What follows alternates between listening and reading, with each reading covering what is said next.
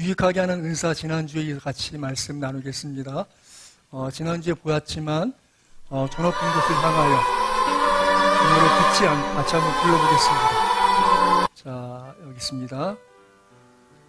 혹시 악보 받으셨나요? 없으시면 앞에 있는 악보 보시면서 같이 찬양하겠습니다.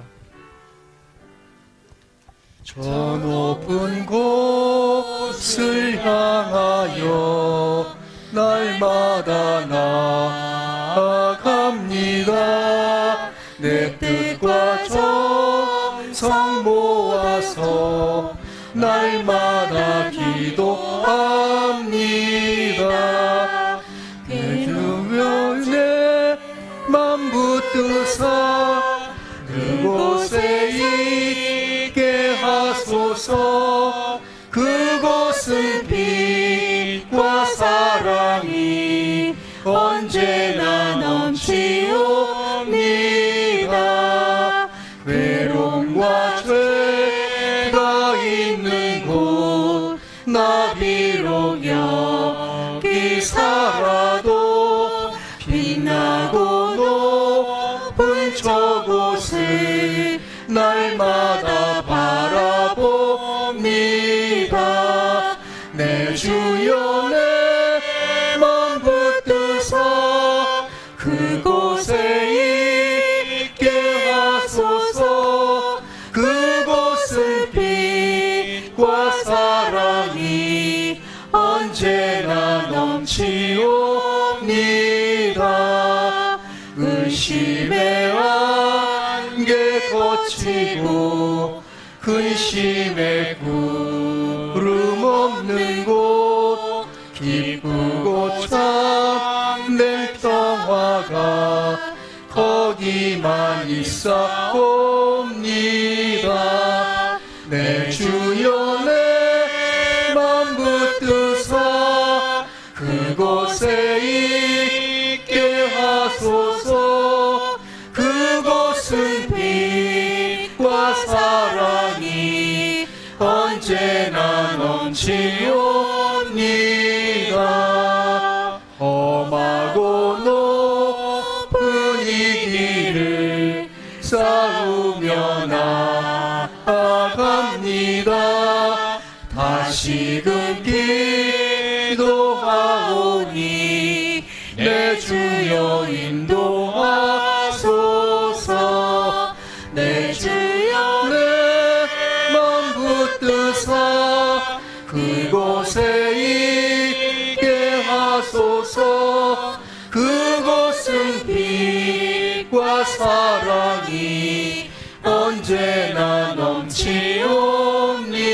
넘치옵니다. 내 주를 따라 올라가 저 높은 곳에 우뚝 서 영원한 복락 누리며 즐거운 노래 부르리.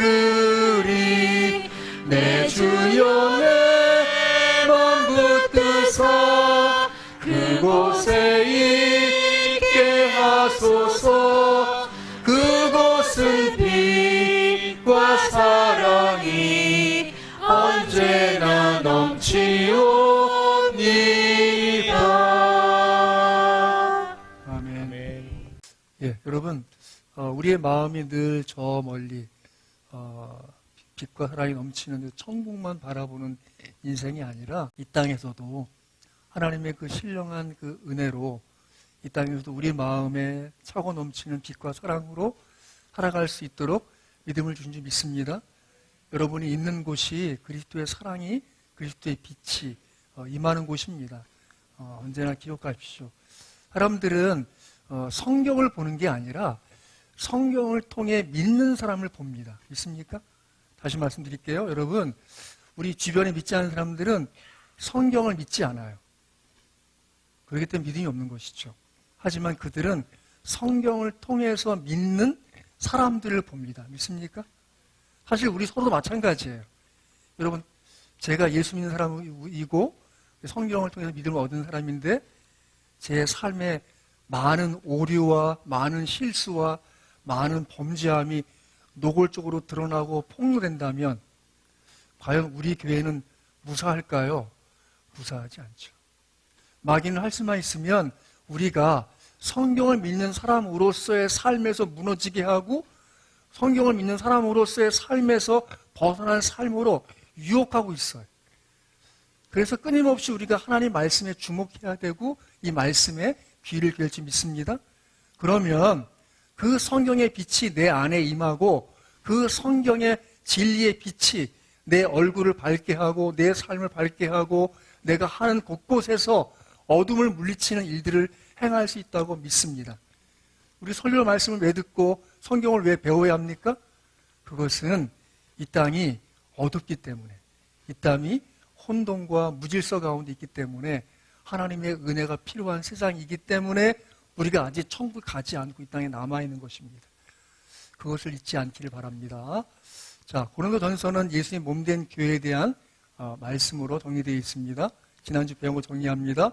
교회 문제점들에 대해서 1장부터 6장까지 나와 있고요.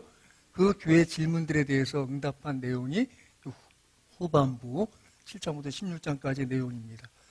또 하나님의 관점은 예수님은 교회와 성도들을 자신의 지체로 여기신다는 것이죠. 우리가 예수를 믿는다면 우리는 그분과 연결된 존재로서 이 세상을 하나님의 뜻 가운데 이루어가는 존재로 살아있는 것입니다. 예수님의 생애와 사역으로서 교회의 참 모습을 보여주셨습니다. 진실되게 예수님과 연결된 사람은 끊임없이 예수님의 원하시는 참교회의 모습으로 살아갈 수 있습니다. 저는 우리 세월의 교회가 그런 교회라고 믿습니다. 여러분 자신과 제가 예수님께 연결되어 있습니다. 가끔은 나란 존재가 무엇인데 그 거룩하신 하나님의 아들과 연결됐단 말인가 싶은 그 은혜로운 감격을 느낍니까? 그게 살아있는 심령입니다. 또 예수님은 교회 생활을 통해서 천국의 완성을 목적을 두십니다. 여러분이 충실하게 예배를 드리고 또 목장 모임에 참여하고 성경을 배워 나간다면 분명히 예수님은 우리 안에서 이루어진 그것인 빛과 사랑에 충만한 그 사랑이 우리 심령에 임하고 우리 심령 속에 임한 그 빛과 사랑이 우리의 삶을 통해 드러나도록 역사할 수 있다고 저는 믿습니다. 주님의 요구는 무엇입니까? 교회는 믿음과 소망과 사랑의 공동체로서 교회라는 것이 결국은 가정 공동체의 연합인 거예요. 여러분, 여러분의 가정이 건강할수록 교회가 건강한 것이 있습니까? 여러분, 믿음이 좋을수록 여러분의 가정이 건강한 거예요. 그 믿음이 좋다는 것은 결국 내가 가정생활에서도 내 할 몫을 진심으로, 사랑으로 행하는 그런 믿음이 드러나는 것이죠. 두 번째, 무엇을 하든 하나님의 영광을 우선하시는 공동체가 주님의 요구입니다. 자, 오늘 말씀 같이 천천히 읽겠습니다. 자, 7, 8, 9절 천천히 읽습니다. 시작. 나타내심은 유익하게 하려 하심이라. 어떤 사람에게는 성령으로 말미암아 지혜의 말씀을, 어떤 사람에게는 같은 성령을 따라 지식의 말씀을, 어떤 사람에게는 같은 성령으로 믿음을, 어떤 사람에게는 한 성령으로 병 고치는 은사를.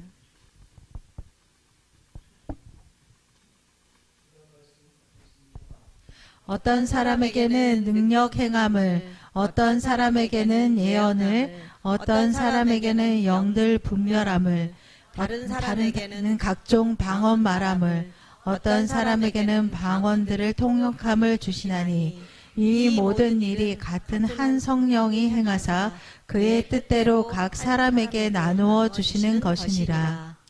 오늘 말씀에 각 사람에게 성령을 나타내심이라고 하는 부분, 그 부분에 대해서 지난주에 말씀을 드렸습니다. 예수를 주로 시인하는 것, 또 모든 것을 이루신 하나님, 또 그렇게 해서 각 사람의 성령이 나타나 주신다고 말씀을 전해드렸어요. 자, 신령한 다시 한번 정리해 본다면 푸니마티콘인데 신령 안에 이란 의미는 그 바로 푸니마티코스에서 파생된 것이고 그것은 성령을 받은 사람들, 성령의 선물들을 의미하는 것이에요. 바울은 성령을 받은 사람들에게 대해서 언급하면서 또 성령의 선물 그 자체에 대한 언급도 하고 있기 때문에 신령한 것이라고 할 때는 성령 받은 사람들 또 성령의 선물들을 의미한다고 말씀드렸습니다. 자, 그래서 성령에 의한 것, 바로 그것이 신령한 것입니다. 그래서 신령한 것에 대해서는 예수를 주로 시인하는 것, 또 모든 것을 이루신 하나님, 또 각 사람에게 성령의 나타내심이 드러나는 것, 그것이 바로 성령의 신령한 것의 의미고, 성령에 의한 것이 바로 신령한 것은 결국 유익하게 하는 것이다. 여러분, 여러분의 신앙이 여러분의 삶에, 가정에, 여러분의 그 모든 직장 생활이나 사업이나 에서 유익이 되도록 하나님이 우리에게 은혜 주시고 성령 주실 믿으시기 바랍니다. 그래서 오늘 같이 볼 내용은 이제 12장부터 14장의 내용이에요. 교회에 이루어진 성령의 은사에 관한 부분이 정확히 말하면 은사장 하면 고린도서 12장을 의미하지만 더 넓게는 14장까지가 전체 은사에 관한 내용입니다. 그래서 또 주목할 말씀은 이것입니다. 자, 12장 4, 5, 6조 천천히 읽습니다. 시작. 은사는 여러 가지나 성령은 같고 직분은 여러 가지나 주는 같으며 또 사역은 여러 가지나 모든 것을 모든 사람 가운데서 이루시는 하나님은 같으니. 여러 가지나의 그 원어적인 의미를 살펴보면 바로 그것은 분배되는 것의 의미로서 쓰였어요. 그러니까 이게 그 본질적인 내용은 무엇인가 하면 그것을 분배하신다는 것이에요. 분배와 분할, 그런 의미에서 여러 가지가 원어적인 의미예요. 다시 한번 본다면 이렇게 볼 수 있는 것이, 같이 읽어볼까요? 시작. 은사는 분배되는 것으로 성령은 같고 직분은 분배되는 것으로 주는 같으며 또 사역은 분배되는 것으로 모든 것을 모든 사람 가운데서 이루시는 하나님은 같으니. 그러니까 종류가 여러 가지다라는 의미에서 은사라기보다는 그것은 그 은사는 그 성령에 나타나시는 것은 바로 분배되는 것이다라는 것의 의미에 또 초점을 맞추고 이 말씀을 이해해야 된다는 것입니다. 그래서 오늘 본문에서는 이제 성령의 9가지 은사가 나와요. 지혜의 말씀, 지식의 말씀, 믿음, 병고침, 능력 행함, 예언, 영분별, 각종 방언 말함, 방언들 통역함이 있어요. 좀 세부적으로 설명을 해드릴게요. 지혜의 말씀은 여기서 이제 언어의 내용은 소피한데 지식과 구별되는 지혜예요. 그것은 이제 하나님 말씀 안에 내재되어 있는 비밀을 깨달을 수 있는 은사예요. 그 잠언의 말씀들도 성령의 지혜의 한 부분으로 볼 수 있는 것이죠. 그리고 이 은사를 받으면 그리스도를 아는 깊이 있는 지식을, 그 지혜를 가질 수 있게 되고 또 은혜로 주신 그것들을 지혜로 깨닫게 되어서 신앙생활에 유익하게 되는 것이죠. 그러니까 지혜의 말씀의 은사는 바로 그 하나님의 뜻을 알 수 있게 해주는 그 말씀을 전함으로써 신앙에 유익을 주는 것이에요. 그러니까 하나님의 말씀의 본질을 쉽게 캐치하는 능력, 그것이 지혜인 것이죠. 가끔 보면 이 말씀이 무슨 뜻이지? 라고 굉장히 좀 어려워하는 분들이 있고 또 너무 쉽게 단순하게 그 말씀의 본질이 그게 혹시 이거 아닐까? 라고 하는 좀 간파할 수 있는 능력이 있는 사람들이 있죠. 하나님이 준 지혜의 말씀의 은사가 있는 사람들이에요. 또 이 삶에서 볼 때 삶에서 정말 처세술에 밝은 것도 이 말씀이 포함되는 것이에요. 왜냐하면 본질을 깨뜨려 볼 수 있기 때문에 이것은 해야 되고 하지 말아야겠다는 걸 쉽게 분별할 수 있는 것도 지혜 중에 하나죠.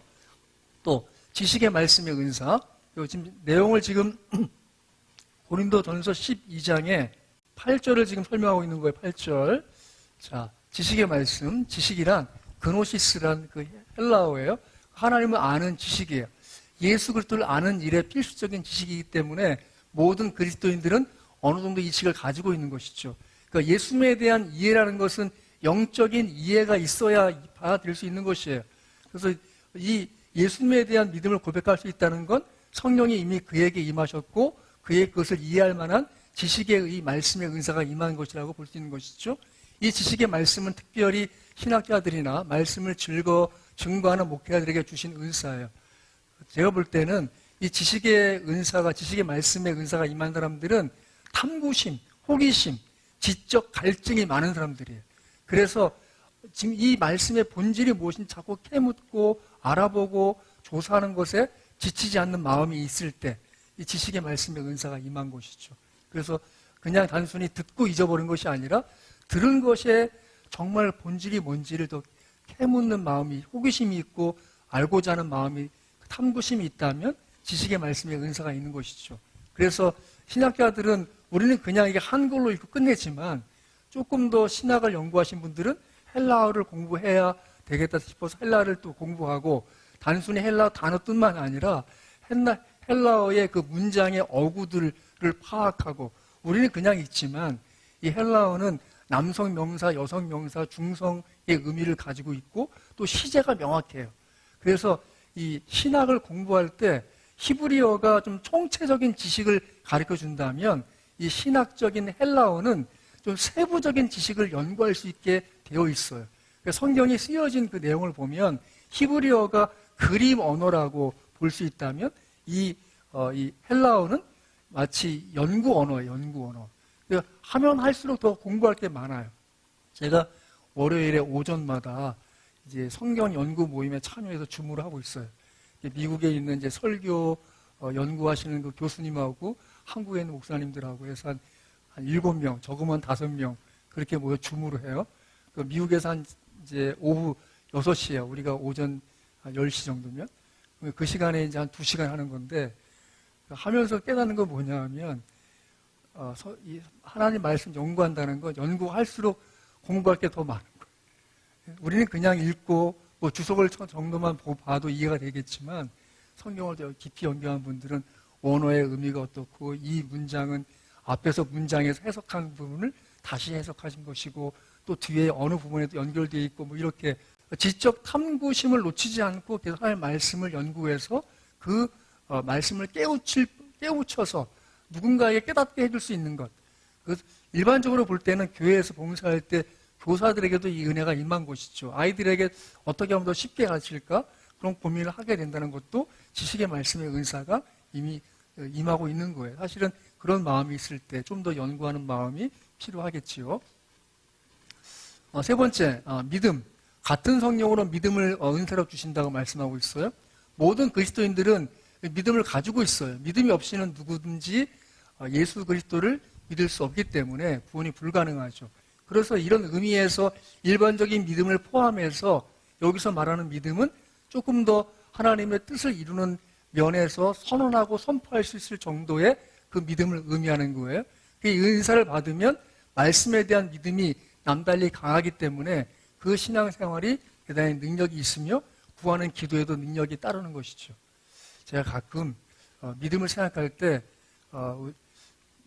초기에 제가 좀 부족한 믿음으로 목회할 때 우리 교회에 빔 프로젝트가 필요했어요. 고민을 하고 있었어요. 나입사가 저한테 제안했어요. 목사님 광고를 하시고 같이 모아서 이걸 마련하자 기도를 하자고 하시죠. 제 생각엔 이 청년이 뭔 믿음이 있다고 이런 걸 나는 별로 하고 싶지 않은데 근데 나입사가 저한테 얘기했어요.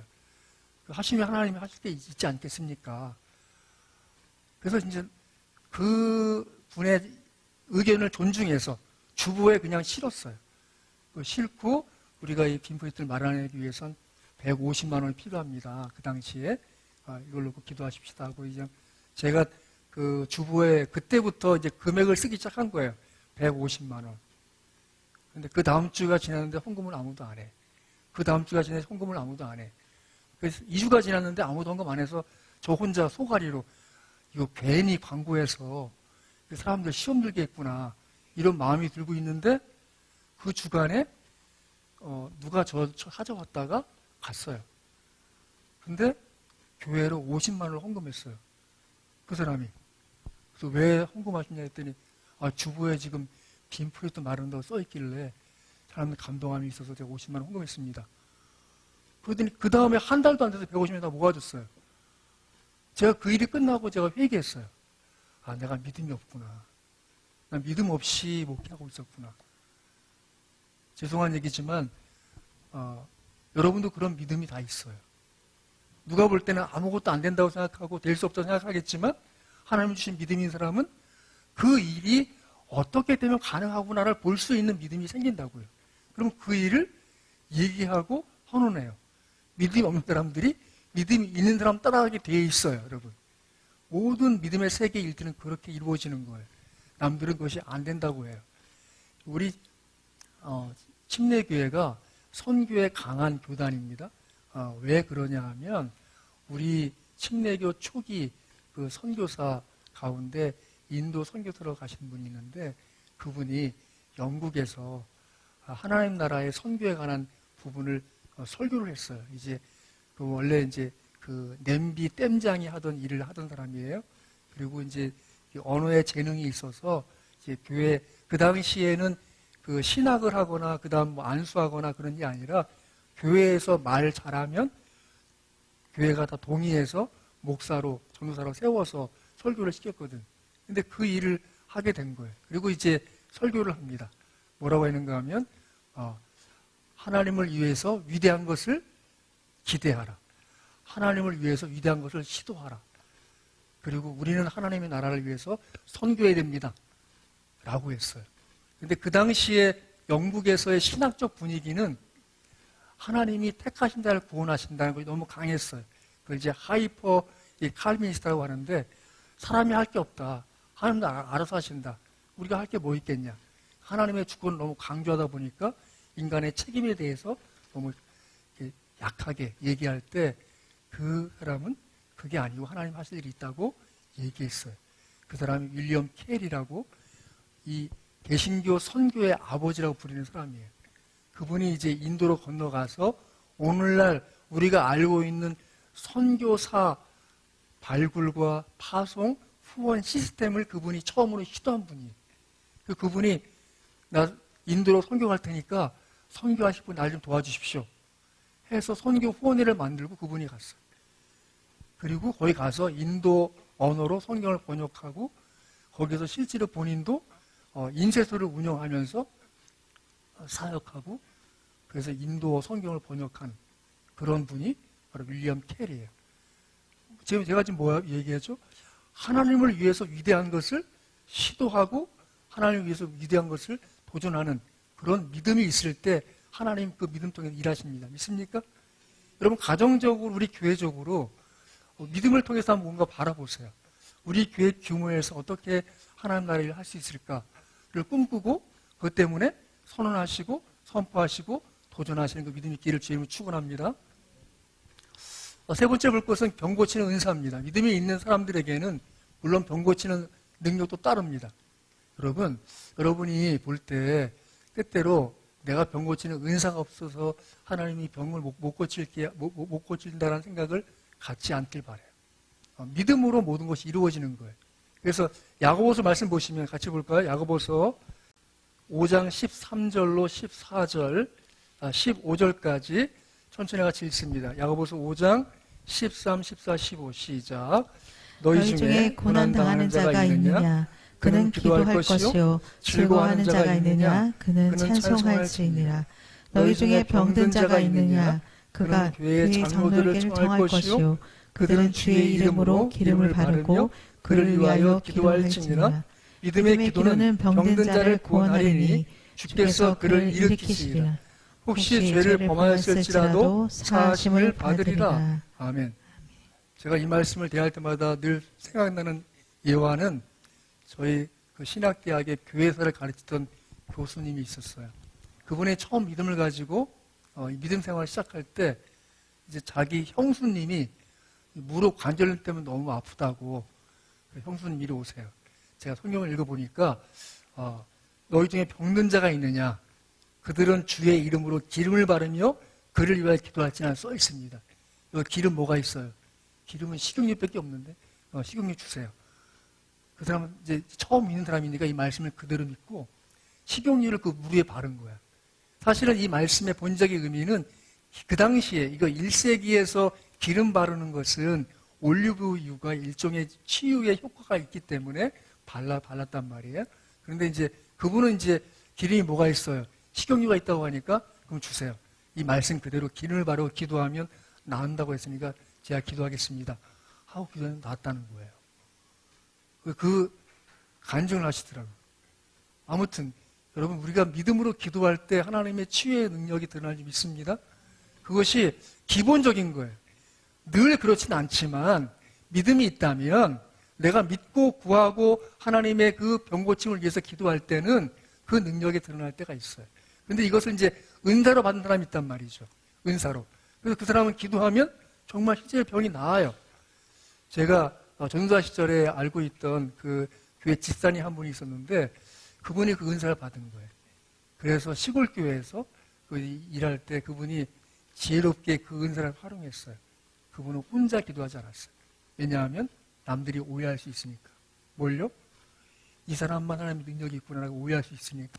자기의 그 성령이 임하시고 병 고치는 은사가 있다는 것을 알게 된 다음에 목사님이 있는 자리에서만 자기 손 얹고 목사님 손 얹고 기도를 했어요. 그러니까 이제 성도들, 그 외 교회 성도들이나 이웃교회 성도들이 이해할 때는 그 교회는 목사님하고 그 집사님이 같이 기도하면 병이 낫더라라는 소문이 퍼져서 그 집사님 혼자 가지 않고 항상 목사님 모시고 가서 기도하는 그런 겸손함이 있었다고 그분이 말씀하시더라고요. 여러분, 여러분에게도 하나님이 성령이 임하셔서 그 성령을 통해서 그분이 나누어 주신 바 은사가 있을 수 있어요. 여러분과 제가 바라는 것은 무엇인가 하면 우리 모두에게는 동일하게 성령이 임하셨습니다. 믿습니까? 그 성령이 임하셨는데 그 임하신 성령이 어떤 은사는 열어주고 어떤 은사는 열어주지 않으세요. 그래서 누군가에게는 분명하게 명확하게 성령의 은사가 드러나고 누군가에게는 아직 그 성령의 은사가 드러나지 않을 수 있어요. 지금은 때때로 점진적으로 나타나며 하나님의 권능의 나타나심을 보여주면서 치료해 주신다. 또 제가 아는 어떤 목사님은 그 병 고침 은사가 분명히 있어요. 그래서 그 병원에서는 이 아이의 심장 판막증이라고, 난지 100일 된 아이인데 판막증이라고 수술을 빨리 해야 된다. 병원에 수술 날짜를 잡았지만 이 부모들이 아이의 가슴에 칼을 댄다는 거, 심장에 칼을 댄다는 게 너무 안타까운 일이라 우리 목사님이 기도를 받자 하고 목사님에게 매주 주일 낮에 예배 끝나면 목사님의 기도를 받았어요. 근데 한 달 후에 병원 갔는데 이게 판막증이 없어진 거예요. 의사도 신기하는 거예요. 의사에 뭔 일이 있었냐. 분명히 사진상에 있었는데 다시 보면 사진상에 없어졌다. 이 부모가 우리 교회 목사님한테 기도받았다. 의사가 믿지 않더래. 그럴 리가 없다. 그리고 우리가 이해할 수 없는 하나님의 은혜와 능력이 드러날 수 있습니다. 그것을 잊지 말길 바라요. 저도 개인적으로는 제가 2002년도에 어쨌든 작은 시술을 받고 지혈되지 않아서 1차, 2차, 3차, 4차 수술 받았는데 더 이상 되지 않을 때 이제 어떻게 할 수 없다고 이제 의사들도 얘기해서 마지막에는 콜라 빨대를 꼽아놓고 이제 혈액이 똑똑 떨어지는 그런 어려움이 있었는데 그 목사님 오셔서 기도할 때 제 수술 부위가 뜨끈해지면서 바로 지혈됐어요. 그걸 이해할 수 없는 일이지만 그런 일들이 있단 말이죠. 하나님의 치유하심의 능력이 분명히 있습니다. 첫 번째 능력 행합니다. 권능이나 능력이 나타나는 은사입니다. 남다른 능력을 받아서 기적적인 역사도 일으키면서 하나님의 권능 행하심을 보여주는 은사입니다. 사도행전 5장 1절에서는 그 아나니아와 삽비라가 성령을 속이고 헌금의 얼마를 숨기는 그런 일을 해요. 거짓을 말하는.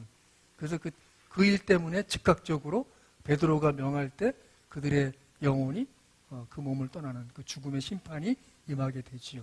또 13장 11절에서는 이 박사, 오늘 말하는 무당인데 그에게 하나님의 성령이 임해서 눈이 보이지 않는 그런 능력을 행하기도 합니다. 이 은사는 그리스도의 지체들에게 주신 특별한 역량으로 자연의 법칙을 초월한 기적적인 하나님의 능력이 드러나도록 다른 사람들에게 봉사하게 하는 능력입니다. 여러 가지 드러날 수 있어요. 여러분과 제가 성령의 임하심 속에 하나님의 능력으로 드러날 수 있음에 대해서 생각할 수 있어야 합니다. 예언의 은사가 있습니다. 예언의 은사는 프로페타이언데 하나님의 계시를 다른 사람들에게 전달하는 은사예요. 그래서 하나님께서 교회를 가르치기 위해 주신 큰 은사로 이 은사가 성경에 없었을 당시, 그 당시에 신약 성경이 없었단 말이죠. 하나님의 뜻을 전하는 역할로서 초대 교회에 이 은사가 세웠다는 것을 초대 교회가 세워지는 과정을 볼 수 있는 사도행전의 몇몇 부분에서 볼 수 있어요. 그래서 하나님이 드러난 하나님의 그 감춰진 계시의 내용과 뜻을 명확하게 이해하면서 선포하는 데 있는 것이죠. 이 예언의 은사는 개인적인 신상의 이 기름을 예고해주는 그런 의미에서 은사가 아니라 하나님의 뜻을 보여주고 알려주는데 그 초점이 있으면 잊지 마시겠어요? 이제 14장에 또 좀 이따 보겠습니다. 자, 영들 분별함. 분별한다는 것은 이제 구별, 가려냄, 심판의 의미가 있어요. 그 영들을 분별하며 은사는 성령의 역사와 악령의 역사에 대한 올바른 분별을 보여주는 것이죠. 여러분, 모든 것이 그렇지만 따라하십시다. 알면 알수록 보이는 것이 있습니다. 별거 아니지만 그것이 뭐구나를 알게 되면 그 다음 무언가를 볼 수 있는 것처럼 이 하나님의 말씀의 진리에 대한 분별력이 분명히 있으면 영들 분별함이 분명히 있어요. 그래서 뭔가 성경을 얘기하지만 그 사람이 갖고 있는 이단적인 가르침의 내용이 무엇인지를 간파해서 이 사람은 좀 유혹받은 사람이고 이러구나. 이 사람은 이제 미혹되어서 그릇된 진리를 따르고 있구나를 알 수 있게 되는 것이죠. 그러니까 성경을 많이 알면 알수록 영들을 쉽게 분별할 수 있어요. 성경 공부를 해야 될 이유가 거기 있는 것이에요, 여러분. 그래서 너무 쉽게 보이죠. 제가 여러분들의 결국 이제 항곤신학교까지 가르치는 이유는 그 항곤신학교까지 하게 되면 설교를 들어도 어느 날 분별력이 생겨요. 저분은 신학적 백그라운드가 뭐구나. 그런 것들이 볼 수 있단 말이죠. 그래서 좀 더 여러분이 성경을 통해서 좀 진리를 좀 더 알아가기를 간절히 바랍니다. 그래서 초대교회 시대에는 성경이 없었기 때문에 신약 성경의 내용들을 말이죠. 이런 은사가 필요했고 지금은 이 은사가 말씀을 통해서 말씀의 기준에 의해서 분별할 수 있는 것이 되는 것이죠. 자, 방언을 통역함. 방언은 통역되어야 그 내용을 알 수 있습니다. 방언은 영의 언어이기 때문에 육신의 귀로는 깨달아 알 수가 없습니다. 통역하는 은사를 맡은 사람이 해석해 주어야 그 내용을 알 수 있는 것이죠. 여러분 혹시 이 찬양 아십니까? 아버지 사랑합니다. 아버지 찬양합니다. 아버지 들어주소서. 그 찬양이 그 지은 사람이 미국 사람이에요. 원래 변호사였어요. 그가 미국에서 변호사 활동하면서도 내가 하나님의 일을 해야 되는 데는 갈증이 있었어요. 그가 어느 날 밤에 기도에 참석해서 기도할 때 갑자기 방언으로 기도하기 시작했어요. 자기도 모르는 언어로 기도하기 시작하면서 그가 이게 무슨 언어지? 하고 기도하고 나오는데 그 교회 문 앞에서 한 사람이 서 있었어요. 동양인이. 그리고 인사했어요. 어떻게 한국말을 배우셨어요? 내가요? 영어로 물어본 거죠. 나 한국말 배운 적 없어요. 당신이 기도하는 내내 지금 한국말로 기도했다고 모르셨냐고. 나 몰랐다고. 그래서 그 사람이 하나님 나를 한국에 선교사로 보내시는구나 하고 들어와서 서울의 영동교회라는 교회에 지금은 이제 다윗의 장막이라고 하는 그 찬양 선교단을 이끄는 사역자가 됐어요. 하나님이 우리가 알 수 없는 언어로 기도하게 하세요. 그것은 우리가 이 언어가 대한 분별력이 없을 수 있지만 하나님이 그분의 뜻으로 영으로 기도하게 하신 것이 이 방언의 기도의 내용이고 그것을 통역하는 것이 또 필요하죠. 그걸 좀 이따 볼게요. 자, 각종 방언 말함이 있습니다. 여기서 말하는 방언의 의미는 사도행전 2장에 나오는 방언과 다른 의미예요. 최초에 성령이 강림하시고 각 사람이 난 곳 방언, 자기가 태어난 곳에 방언하는 말을 듣게 돼요. 그러니까 여러 나라의 말들로 이야기했다는 의미에서 성령 강림의 사건은 창세기 11장에 바벨탑 사건으로 세상의 언어가 혼잡되었어요.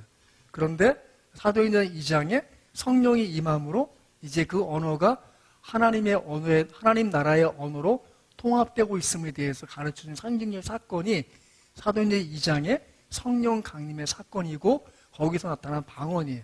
근데 이 고린도서 12장에 나오는 각종 방언 말함은 그 언어와 다른 이 천사의 말이라고 하는 신령한 언어의 기도를 이야기하는 것이 각종 방언 말함이에요. 방언은 성령이 말씀하시게 됨을 따라서 내 영이 하나님께 간구하는 기도입니다.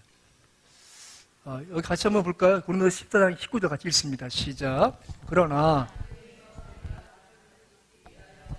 마음으로 5마디에 말하는 것이 1만마디 방언으로 말하는 것보다 나으니라. 기억할 것은 하나님이 방언 말하고 방언으로서 기도하고 싶은 사모하는 마음이 있는 사람들이 있는 걸 아시지만 더 중요한 것은 방언을 말하는 것 중요한 것이 아니라 깨닫는 마음으로 5마디 말하는 게 더 중요하다는 것이죠. 제가 청년 시절에 사역했던, 제가 봉사했던 교회는 초등학교 2학년도 방언하는 교회예요. 그 기도회를 하면 초등학교도 막 방언 기도를 해요. 이제 제가 27살 때인데 제가 너무 부러운 거야. 그래서 정말 새벽마다 나가서 기도하고 밤에도 기도하고 제발 좀 방언 좀 달라고. 나중에 지쳐가지고 무슨 마음까지 들었는가 하면 나는 이제 버림받았구나. 나는 하나님이 쓰시 못할 사람인가 보다. 나는 원래 예수 안 믿을 사람인데 혹시 들어와서 예수 믿는 척하고 있는 거 아닐까? 라는 이 자괴심과 어떤 그 스스로에 대한 실망감, 또 하나님에 대한 신뢰가 떨어지는 그런 유혹 가운데 휩싸일 때, 아니야, 성경에 도대체 뭐라고 써있지? 하고 이제 이 은사에 대한 부분을 쭉 읽어나가기 시작했어요. 이 말씀 만났어요. 내가 남을 가르치기 위하여 깨달은 마음으로 5마디 말하는 것이 1만 마디 방언하는 것보다 나으니라. 아, 이거로구나.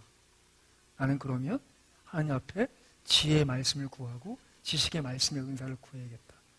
그때부터 계속 제가 기도할 때마다 방언을 구한 것이 아니라 지혜의 말씀, 지식의 말씀의 은사를 구했어요. 근데 지식의 말씀, 지혜의 말씀의 은사가 임하는 걸 어떻게 알았냐면, 제가 이제 전사 시절에 대전에 있는 모 교회 사역할 때 그 교회 학생부만 제가 청소년부를 맡아 사역했는데, 그 청소년부 말고 그 이웃에 있는 여자 고등학교 그 이 신앙 서클 모임이 답이다라는 모임이 토요일마다 제가 사역하는 교회에 오후 2시에 와서 예배를 한 20분 드려요. 그럼 저는 5분에서 10분 정도 설교를 해야 돼. 그래서 그 아이들한테, 우리 교회 학생들이 아니죠. 그 아이들한테 5분, 10분 설교를 했어요. 그런데 그 아이들이 한 6개월 동안 제가 있던 사역하던 교회에서 그 예배실을 사용하다가 이제 학교로 다시 들어가서 할 수 있다고 해서 학교로 들어갔는데, 마지막 날 이제 롤링페이퍼를 써준 거예요, 그 아이들이. 그 아이들이 롤링페이퍼에 뭐라 써 있는가 하면, 저는 전사의 말씀을 들으면서 예수님의 음성을 들었어요. 전 전사님의 말씀을 들으면서 하나님의 말씀을 깨달았어요. 저는 제가 기도했던 것을 응답받았어요. 그 중에 하나가 기억나는 건, 전 나중에 커서 전사님이 사역하는 교회 가서 신앙생활 하고 싶습니다까지. 다 제 설교를 통해서 뭔가 깨닫고 배웠고 응답받았고 그런 걸 다 써놓은 거예요. 그래서 하나님이 내가 지나간 수년 동안 기도할 때마다 하나님 제게 지혜의 말씀의 은혜를 주세요. 지식의 말씀의 은혜를 주세요. 기도했던 것을 이루어 가시는구나를 제가 깨닫게 되었죠. 여러분, 하나님이 여러 가지 은사가 있음에 대해서 알려주시는 것은 우리에게 무슨 마음을 주시는가 하면, 자, 오늘 말씀 보세요. 자, 고린도전서 12장 31절.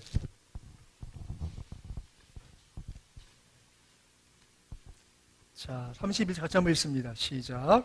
너희는 더욱 큰 은사를 사모하라. 내가 또한 가장 좋은 길을 너희에게 보이리라. 이 앞부분에 보면, 자, 28절부터 30절까지 교독합니다. 제가 먼저 28절 읽겠습니다. 하나님이 교회 중에 몇을 세우셨으니, 첫째는 사도요, 둘째는 선자요, 셋째는 교사요, 그 다음은 능력을 행하는 자요, 그 다음은 병 고치는 은사와 서로 돕는 것과 다스리는 것과 각종 방언 말하는 것이라. 그 다음, 다 사도이겠느냐, 다 선지자이겠느냐, 다 교사이겠느냐, 다 능력을 행하는 자이겠느냐. 자, 30절 같이 읽습니다. 시작. 다 병 고치는 은사를 가진 자이겠느냐, 다 방언을 말하는 자이겠느냐, 다 통역하는 자이겠느냐. 그리고 하시는 말씀이 뭐냐면, 너희는 더욱 큰 은사를 사모하라 하고 13장에 사랑에 대해서 말씀하고 있어요. 사랑에 대해서 얘기하면서 그 다음 말씀에 보면 13장 1절 보면, 내가 사람의 방언과 천사의 말을 할지라도 사랑이 없으면 소리나는 구리와 울리는 꽹과리가 되고, 내가 예언하는 능력이 있어 모든 비밀과 모든 지식을 알고 또 산을 옮길 만한 모든 믿음이 있을지라도 사랑이 없으면 내가 아무것도 아니요. 이 모든 은사보다 더 중요한 은사가 뭐라고요? 사랑이에요, 사랑.